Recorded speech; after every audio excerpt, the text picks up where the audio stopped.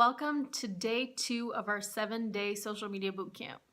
My name is Tova Gar, and I'm really excited to have you with us on day number 2. If you're joining us because a friend invited you to join and you're skipping straight to day 2, turn this video off, go back to day number 1, and start from the beginning. Don't worry, you'll have plenty of time to join us in the Facebook group. You're not going to be behind. So let's get straight to day 2. Hopefully you did yesterday's task, you went and did some investigating, and for many, I'm sure what you found out is that you don't actually know that much about what they're doing online. You don't really know all the apps that they have on their phone, you're not really clear on where and how they're spending their time, and that's okay, you're not alone. That is the truth for most parents. And one of the things that I'm going to encourage you to do is find out more. Why? Because keeping your finger on the pulse of what your daughter or son are doing online is going to give you a really important indication to their health, their well-being, and where they are in life. This might require you to spend some time and work on your communication skills and figure out what you can do in order to engage your teen in a conversation where they're not pushing you away, but rather they're willing to open up and share with you. That might mean getting creative.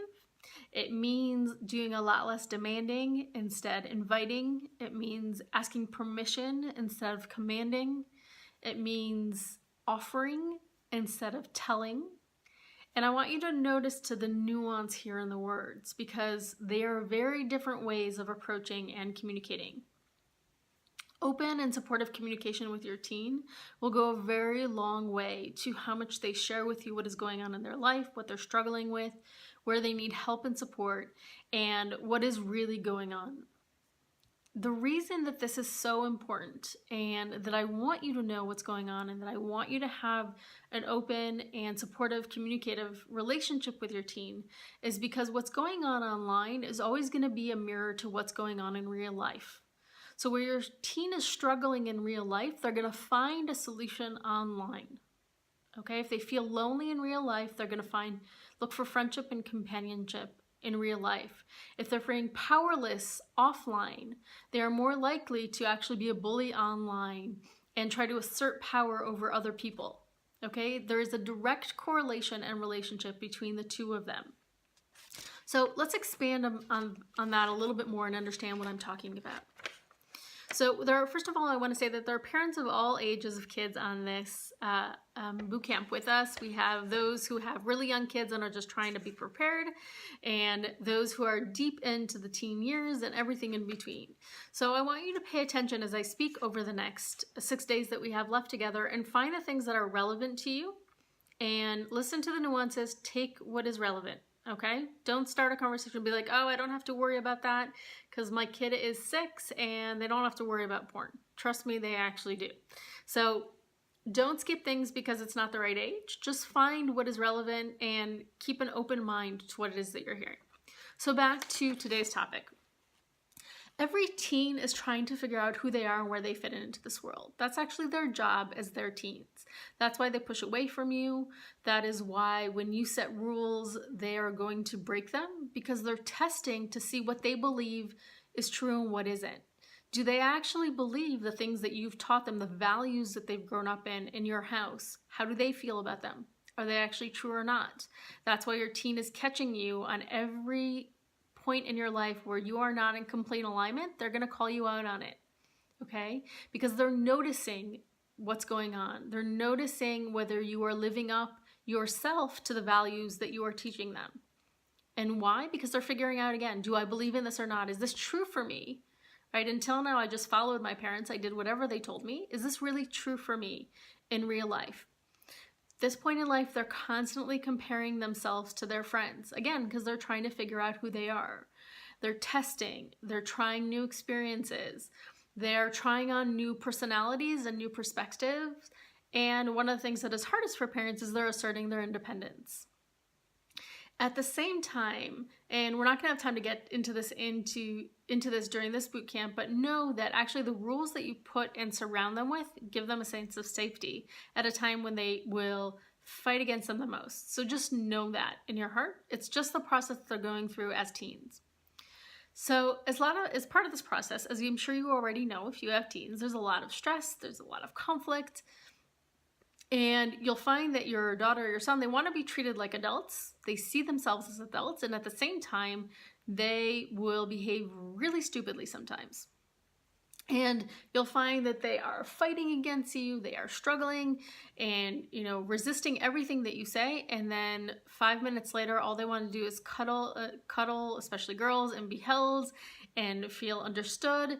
And sometimes they move from one persona to the other in like a split second, and you have no idea where it came from, which can be really confusing.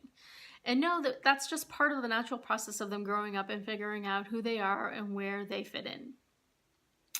At the same time that she's going through this process with you, she and he, your son, they're going through this process with their friends, right? They're trying to figure out where they fit in, where are they on the social scale, what are their limits, what are they willing to try, what are they not, where are they in terms of the social scale, so, the social mobility, are they up, are they down? And sometimes they're up and sometimes they're down. They're, being swept away by the crowd on the one hand. On the other hand, they may be saying, you know what, I don't want to be like everybody else. Sometimes they're doing great things, and sometimes they're engaging in things that we, honestly wish they weren't. And sometimes they'll find themselves in a situation where their friends are putting themselves down, and sometimes they're going to be the one who are doing it. I know that one of the things that parents hate to admit is that their kid could possibly be the bully.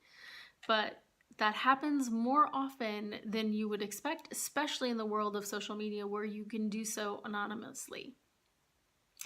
And, one of it's not my favorite stories, but one of the stories I like to share is of a colleague of mine who, her 14-year-old girl, who is the sweetest, nicest, most compassionate kid that you can imagine, and everybody that meets her would say that, was actually caught as part of a bullying ring in her school, an online bullying ring of girls who were bullying another girl in school. And the mother was so blindsided. She was like, I just don't understand, right? How could this be my kid? And there are a lot of different reasons why this happened. It can be because of social pressure. It can be because you don't want to be left out. And one of the fears that our teens have is if they are not on the winning side, they're going to be on the losing side. And again, this is why you want to have your finger on the pulse of what's going on all the time. When you look back to how things were when we were teenagers, right? If you fought with a friend in school, once you left school, it stayed in school, right? It stayed in school. You didn't have to see them. You didn't have to talk to them. Maybe you got on the phone with one of your friends and you were talking about it, or you met some friends after school, but you could leave. If things were bad at school, you could leave them at school. For your teens, that's not the case, right? Once they have a phone or any kind of form of social media, that can be an iPad, that can be just a computer, it's going home with them, okay? They are inundated 24/7. They cannot... First of all, they don't want to step away because they're afraid of missing something. And if you're missing something and you're not part of it, things might be turned against you. And second of all, if things are bad, they're going to follow them home over social media, which honestly is extremely, extremely stressful. This is why we see higher levels of anxiety, of depression. We see kids struggling with body images, boys and girls, in higher levels that we've ever seen before. Why? Because all these challenges that are completely age appropriate are following them home, and they're never getting a break. Okay, and that's one of the things that we're going to talk about, is how can we help them get a break? What I see and what I have learned as I've dived into this world is we see apps, right, which allow you to trash kids from school anonymously. Okay, there are apps where specifically that's what goes on. You can bully and shame and trash other people from your school. You can bully them online. You can send sexual texts or inappropriate propositions without, there being any kind of record of it. You can, there's school apps that rate girls by how hot they are, or giving them scores for things they have or haven't done with boys. There's shaming. There is exclusion and leaving kids out of various circles on various apps, or removing them intentionally. We see the use of Instagram or, Snapchat or other things in order to post selfies that require filters, and nobody can see that you have zits, even though almost every teenager has zits, right? I see kids who measure their self-worth based on how many likes they get. All right, one of my clients was just starting off on Instagram, and I could see how excited she was depending on how many likes she get. And we had to have a serious conversation about what does that mean when you measure your worth and your happiness based on how many likes you get, right? I know many, many kids, and just talk to teens, they'll tell you. They'll put up a picture on Instagram. If it doesn't get a certain amount of likes in a certain amount of time, they'll take it down because it just means that it wasn't good enough. What does it mean when the only picture I can put out to the world is one that is filtered, or a picture that I've taken over 100 times? And I wish I was exaggerating, but that actually isn't an exaggeration on how many times they take a picture before it becomes postable, right? Worthy of such. The message that they're constantly getting is that they are not good enough, that they need to compete, that they constantly have to have their finger on the pulse of what's going on. And so why am I sharing this with you? I'm sharing this with you because the reality is that what goes on online is always a reflection of what's going on in real life. I'm going to say that again. What goes on online is always a reflection of what's going on in real life. So the things that your child is struggling with in real life are going to be reflected online. So as I was saying, if they're feeling powerless offline, they're going to use online and the anonymity of online to find ways to assert power and feel stronger. If they feel very insecure, they're going to try to use Instagram and filters and pictures to get likes and get support and feel popular if they're not feeling it currently in real life. Okay? One of the things, I don't know if it was going around about 1.5 years ago, there was this, internet celebrity who created a series of videos. There was a boy version and a girl version, and he went out and, with the permission of parents, he connected teens online, posing as the opposite sex, and either invited them to come to his house or got them to invite them to their own house when their parents were not in the house, or meet at a park or neutral. And each and every one of the kids that he reached out to ended up saying yes, right? And then he either tried to fake kidnap them, or whatever it is, and their parents were always there. And it just was showing what we know, and I know to be true from my work, is how easy it is for that to happen.